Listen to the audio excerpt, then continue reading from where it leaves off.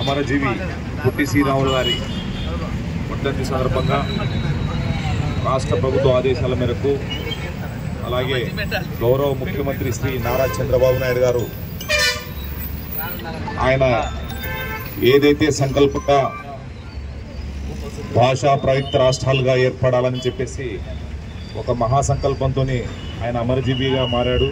కాబట్టి అటువంటిది ప్రాణత్యాగం చేసినటువంటి వ్యక్తిని ఆంధ్రప్రదేశ్ రాష్ట్ర ప్రజానీకమంతా కూడా ఒక పండగ వాతావరణంలో ఆయన వర్ధంతి జరుపుకోవాలని ఈరోజు రాష్ట్ర ప్రభుత్వ ఆదేశాల మేరకు ఈ కార్యక్రమాన్ని మనం ఇక్కడ నిర్వహిస్తున్నాం.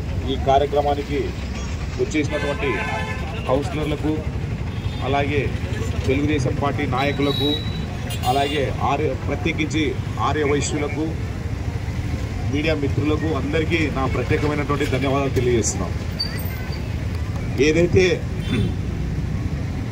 భాషా ప్రయుక్త రాష్ట్రాల కంటే తెలుగువారే మాట్లాడే తెలుగు భాషకు ఒక రాష్ట్రం కావాలి, మన ఆంధ్రప్రదేశ్ ఆవిర్భవించినటువంటి అవసరం ఉందని చెప్పేసి ఆయన గ్రహించి మద్రాస్ పాలకులకు వ్యతిరేకంగా భాషా ప్రయుక్త రాష్ట్రాలు ఏర్పాటు చేయాలని చెప్పేసి ఆనాడు కేంద్ర ప్రభుత్వం మీద ఒత్తిడి తీసుకురావడం జరిగింది.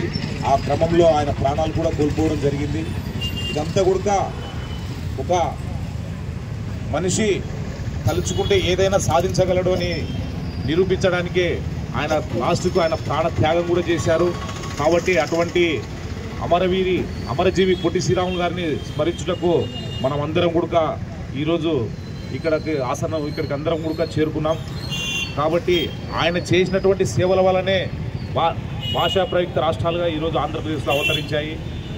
అటువంటి మహానుభావుడిని మనం స్మరించుకోవాలని చెప్పి ఈరోజు రాష్ట్ర ప్రభుత్వం శ్రీ నారా చంద్రబాబు నాయుడు గారు ఒక పండుగ చేసుకోవాలి, ఆయన వర్ధంతి కూడా అందరికీ గుర్తునివ్వాలి, ఆంధ్రప్రదేశ్ రాష్ట్ర ప్రజానికంతా కూడా ఒక స్ఫూర్తినివ్వాలి, భావితరాల భవిష్యత్తుకు గత పాలకులు గతంలో చేసినటువంటి త్యాగాలనంతా కూడా మనం స్మరించుకోవాలనే ఒక ముఖ్య ఉద్దేశంతోనే ఈరోజు ఈ కార్యక్రమాన్ని అన్ని కూడా నిర్వహిస్తున్నాం. కాబట్టి మన ప్రభుత్వం వచ్చిన తర్వాత ఏదైనా సరే ఎవరికి ఇవ్వాల్సినటువంటి గౌరవం తగ్గకుండా అన్ని కూడా ఒక పండగ వాతావరణంలో తీసుకురావడం జరుగుతుంది. వాల్మీకి జయంతి అయితేనే ఉంది, అమరజీవి పొట్టి శ్రీరాములు గారి అయితేనే ఉంది, అన్ని కార్యక్రమాలు కూడా ఈరోజు మన పార్టీ ఎన్డీఏ ప్రభుత్వం అధికారంలోకి వచ్చిన తర్వాత అధికారికంగా జరుపుకుంటున్నాం. కాబట్టి అటువంటి మహానుభావుని ఈరోజు మనము ఏదైతే మనం కొంత బాధపడాల్సినటువంటి అవసరం ఉంది. ఆనాడు ఆయన సాధించినటువంటి ఆంధ్రప్రదేశ్ రాష్ట్రము ఈరోజు తెలుగువారు 2 రాష్ట్రాలుగా ఉన్నాం, కానీ ఎక్కడున్నా సరే తెలుగువారంతా కూడా బాగుండాలనే ముఖ్య ఉద్దేశంతో తలుచుకుంటూ ఈరోజు మనం అమరజీవి పొట్టి శ్రీరాములు గారి ఆత్మ శాంతి చేకూరాలని ఆ భగవంతుని ప్రార్థిస్తూ సెలవు తీసుకుంటాం.